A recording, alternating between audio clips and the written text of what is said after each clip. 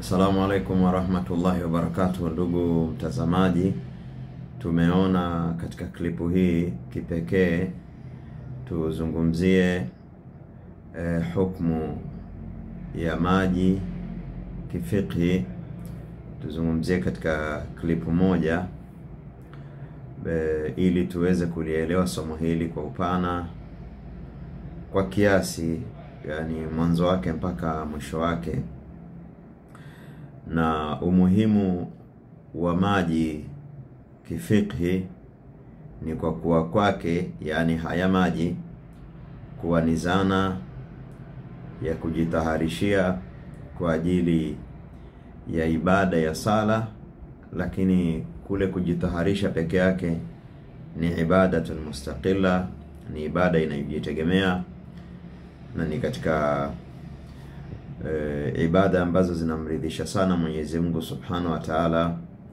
Ongeza kwamba kujitaharisha kwa maji ni sababu katika sababu za kujitaharisha kimaana, yani kujitaharisha kimadhambi, na kadhalika ni sababu, yani tahara ni sababu ya kutaharisha na kufuta madhambi, kama ambavyo ni sababu ya kutaharisha kiwiliwili kutokana na hadathi na najisi, na kutoharisha nguo kutokana na najisi, kadhalika mahala pa kusalia.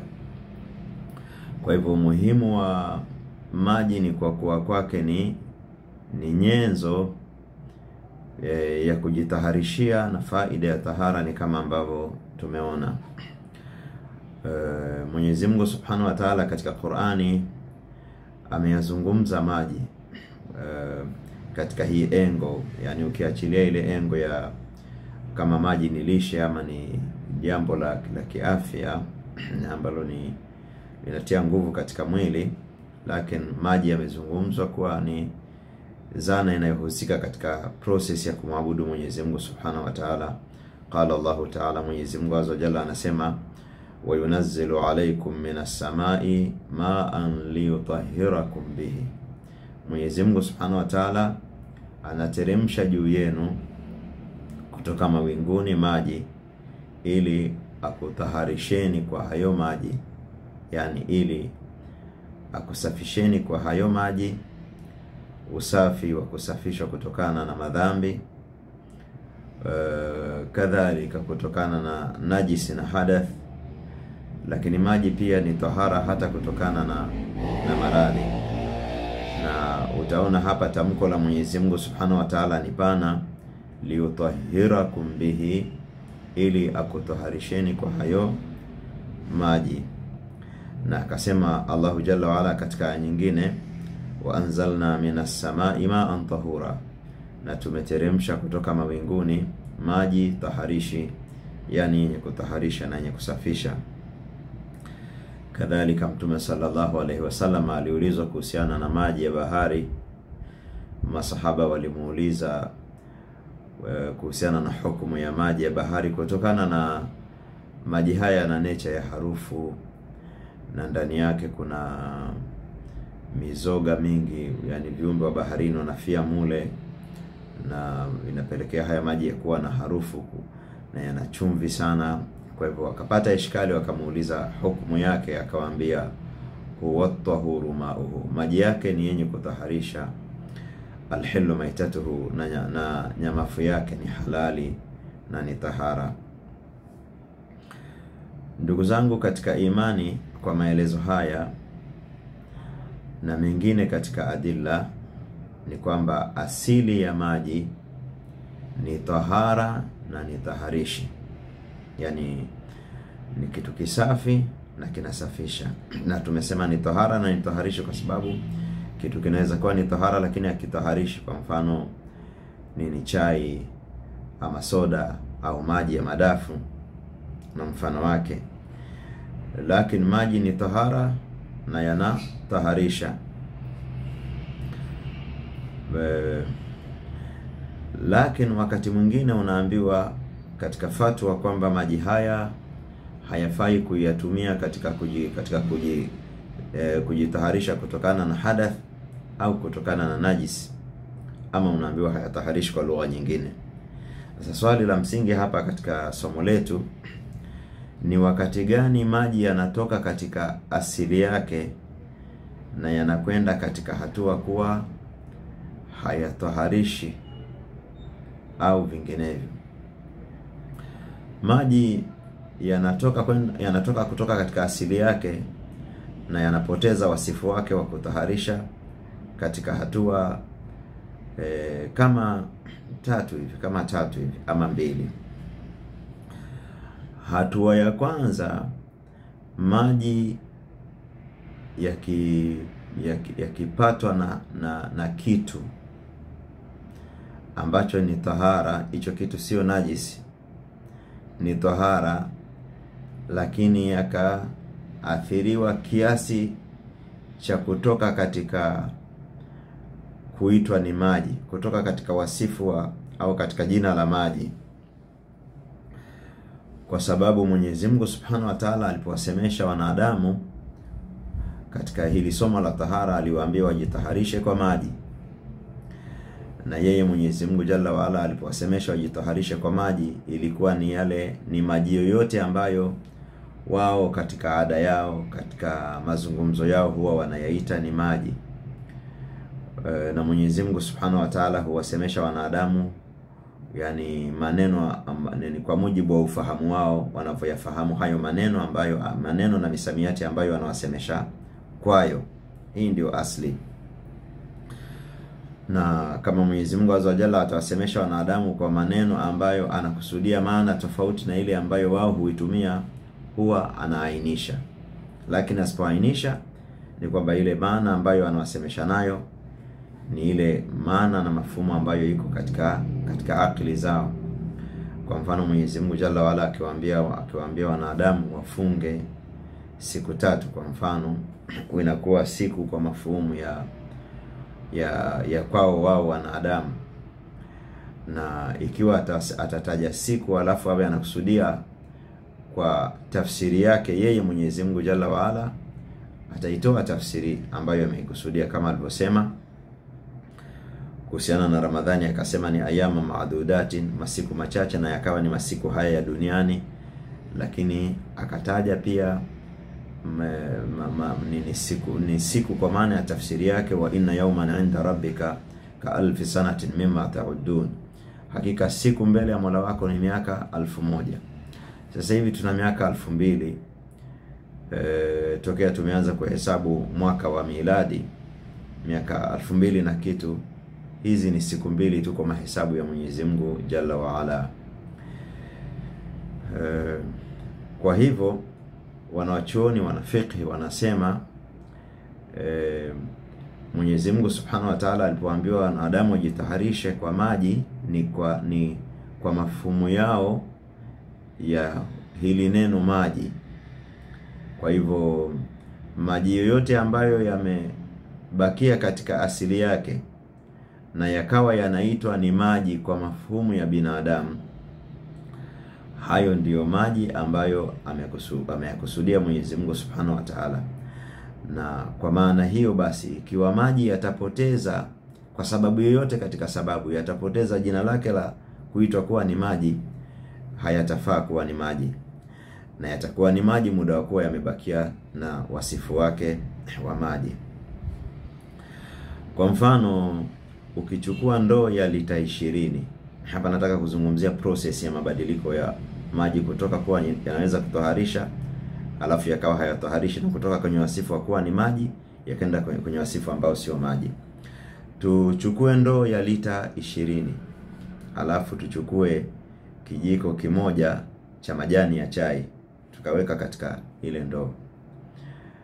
Katika hali kama hii, kwa wingi wa haya maji na kwa uchache wa hiki kijiko cha majani, nikikuuliza hiki ni kitu gani, utanambia haya ni maji. Huenda tukaweka kijiko cha pili na cha tatu, bado watu wakaendelea kuyaita hayo ni maji. Lakini bila ya shaka, kwa kadri ambapo haya majani ya chai yanazidi kutiwa katika yale maji, itafika hatua sasa watu watastop, watasema watasema haya sio maji. Inatosha wakisema kwamba sio maji, inatosha wakisema kwamba sio maji, hata kama hawakusema ni kitu gani. Lakini wakiambiwa haya ni maji, wanasema hapana, haya sio maji. Inatosha kisheria kwamba hayo maji sio maji tena yale ambayo Mwenyezi Mungu Azza wa Jalla ametuambia tujitaharishe. Kwa hivyo yanapoteza, wanasema al-isma al-mutlaq, jina lake lile la moja kwa moja. Jina la moja kwa moja ni lile ambalo halina idhafa, yani usiseme maji ya kitu fulani, yabakie kuwa na jina lake mutlaq la maji. Kwa hivyo hivyo tunasema tukitia rangi katika maji, tukitia rangi kidogo tunaweza tukasema ni maji, tukatia rangi kidogo tutasema ni maji, hatimaye tutasema hapana, haya sio maji, hii ni juice ama ni soda ama ni kitu gani. Madafu nayo yana maji na nazi zina maji, tena ni meupe kwa muonekano. Ukimimina ukayajaza katika chombo, alafu akaja mtu akayatesti, akayaonja, kumuuliza hii ni kitu gani, atasema ni maji ya nazi au ya madafu. Ukimwambia je, haya ni maji, atakwambia hapana, haya sio maji, pamoja na kwamba kwa muonekano wake ni maji. Ama ukachukua zile soda ambayo ni ya rangi nyeupe kama Sprite ama 7 Up, ukamimina katika chombo, ukiangalia hivyo unaweza kudhania ni maji, ukitia katika mdomo utakuta sio maji. Kwa hivyo hili jina maji linazingatiwa katika mafumu ya kifiqhi. Kwa maana hiyo basi wanasema ikiwa maji yatachanganyika na kitu ambacho ni tahara, sio najisi, katika level ambayo tunaanza na hatua ya kwanza, yabadilisha maji haya kutoka katika jina lake mutlaq, hayo yataendelea kuwa ni maji hata kama yameathirika kidogo rangi yake ama ladha yake ama harufu yake. Kwa mfano, mvua huwa zinanyesha katika ardhi ya rangi nyekundu, kwa mfano ardhi ya kidongo chekundu. Hasa yale maji ya mwanzo ya mvua yale, ikiwa yatajikusanya kwenye kidimbwi ama mahala popote, yakiwa katika hali ambayo watu wanaendelea kuyaita ni maji, yanafaa kujitaharishia. Yakifika mahala wanasema haya ni matope, hayatafaa kujitaharishia. Kadhalika maji ya kisima kwa mfano, yakawa yanaangukiwa na majani ya miti, yanaweza yakapata mabadiliko ya harufu au ladha au rangi. Mabadiliko haya hayatadhuru muda wa kuwa maji haya hayajaathiriwa na hiki kilichotuka ndani yake ambacho ni kitu tahara, hayajaathiriwa kiasi cha kuporwa jina lake na wasifu wake wa maji, neno maji ambalo liko peke yake bila ya maji ya kitu fulani. Na yakibadilika kiasi cha kuporwa jina lake, hayo maji hayatafaa kujitaharishia. Najaribu kuzungumza kwa lugha ya kawaida hayo maneno ya wanafiki ambayo wamehitaja katika mlango huu. Kwa hivyo tuulize, kwa mfano mtu anaweza kuuliza hukumu ya maji ambayo yametiwa manukato. Tunaambiwaga watu wa Tanga hata watu wa maeneo mengine hapa taba anaingiza lugha ya utani kwamba mume anawekewa manukato katika maji ya kuoga, manukato ya perfume au manukato ya mimea au mbegu fulani zenye kutoa harufu nzuri, akawekewa mle katika maji ya kuogea. Ukianusa yale maji tabani utakuta yana harufu ambayo sio ya kwake. Tunauliza, maji haya yamechanganyika na kitu ambacho ni najisi au ni tahara? Tunasema yamechanganyika na kitu ambacho ni tahara. Je, kitu hiki tahara yafikisha maji kwenye kuitwa sio maji? Hapana, hakijafikisha maji kwenye kuitwa sio maji. Kwa hivyo maji haya kifikhi yanafaa kujitaharisha nayo. Hii ni hatua ya kwanza ya mabadiliko ya maji kwa kubadilishwa na kitu ambacho ni tahara, yakayatoa katika jina lake la asili. Mabadiliko ya pili yanayoyabadilisha maji, naomba niyagawe katika mafungu mawili. Ugavi ama ugawanyaji unaozingatia wingi na uchache wa maji. wingi na uchache wa maji, ama ugavi unaozingatia kuathirika kwa maji kwa hiyo najisi au kutokuathirika. Maana ya kuathirika ni kuwa yalipopatwa na najisi yakabadilika harufu yake. Sio lazima yaende kwenye harufu ya najisi, lakini yakabadilika harufu yake ya asili, yakawa yana harufu fulani ambayo sio ya kwake, au yakawa yana testi fulani, ladha ambayo sio ya kwake, au yakawa yana muonekano fulani ambao sio wa kwake. Sio lazima yabadilike kwa sifa zote tatu. Yani yakibadilika moja kati ya sifa tatu, lakini mabadiliko yaliyosababishwa na najisi. Maji yakibadilika au yakiathirika kwa najisi, sema maneno mafupi kabisa kwamba maji hayo hayafai, bila ya kuangalia uwingi wake ama uchache wake. Muda wa kuwa yameathiriwa na najisi, hayafai hata kama yakawa ni mengi kama vile maji ya bahari nzima. Ama kwa upande wa kuangalia uwingi wake na uchache wake, taban hapa tunazungumzia maji yakipatwa na najisi. Maji yakipatwa na najisi, maana ya kupatwa maji na najisi ni kuchanganyika nayo au najisi kutoka ndani ya maji. Tumekwisha kuzungumzia kwenye nukta ya maji kuathiriwa na kubadilishwa na najisi, kubadilishwa wasifu wake na najisi. Tukasema yakibadilika wasifu wake na najisi, hapa hatuna maneno mengi, ili mradi yameathirika tunasema hayafai. Tunakuwa tuna maneno ya tafsiri, ya ufafanuzi, yanaathirika ama hayaathiriki maji yakikutana na najisi kwenye suala la maji mengi au machache yaliyopatwa na najisi bila ya kuathiriwa na hiyo najisi. Wanafiki wanasema taban hii ni kwa lugha ya hadithi ya Mtume sallallahu alaihi wasallam, idha balagha alma'u qullataini lam yahmil alkhabath. Maji yakifikia qulla mbili, qullataini ni kipimo tu, sitaki kusema sana kwa lugha ya fiqh, lakini ni kipimo cha maji mengi yanayokadiriwa kuwa yanajaa kwenye ujazo wa pipa moja. Takriban ni lita 240, takriban ni lita 240, au na ziada kidogo au na mapungufu kidogo. Yani ziada kidogo na mapungufu kidogo hayadhuru katika mahesabu ya makadirio. Kwa hivyo haya maji yakifikia qullataini, wanafiki wanasema ni maji mengi. Yakiwa chini ya qullataini wanasema ni maji machache. Hii lugha ya maji mengi na maji machache ina athari katika kuyahukumu haya maji. Taban tunazungumzia maji ambayo yamepatwa na najis bila ya kuathirika. Yale yaliyopatwa na najis yakaathirika, habari yake tumekwisha kumaliza. Tayib, maji yaliyopatwa na najisi kama ni mengi hayaathiriki. Kama ni mengi na yakawa hayakubadilishwa hali yake na najisi, maji hayo ni tahara na yanatumika katika matumizi yote, rukhsa. Ama ikiwa maji hayo yatakuwa yamepatwa na najisi na hali ya kuwa ni machache, maji hayo yanahesabika kisheria yamenajisika, hata kama hayakuacha athari yoyote ya najisi.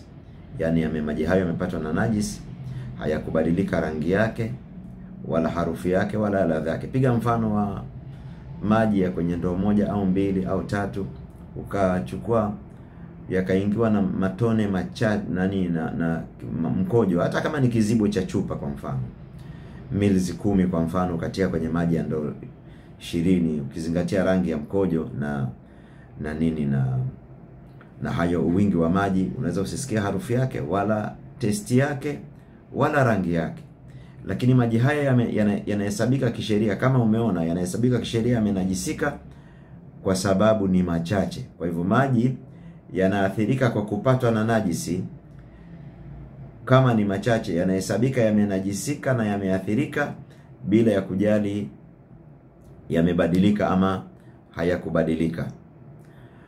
kama yamefikia qullataini, hatuyahukumu najisi mpaka yawe yamezidiwa na najisi, mpaka yawe yamezidiwa na najisi. Kama yakuzidiwa, tunasema maji haya ni tahara. Ndugu zangu katika imani,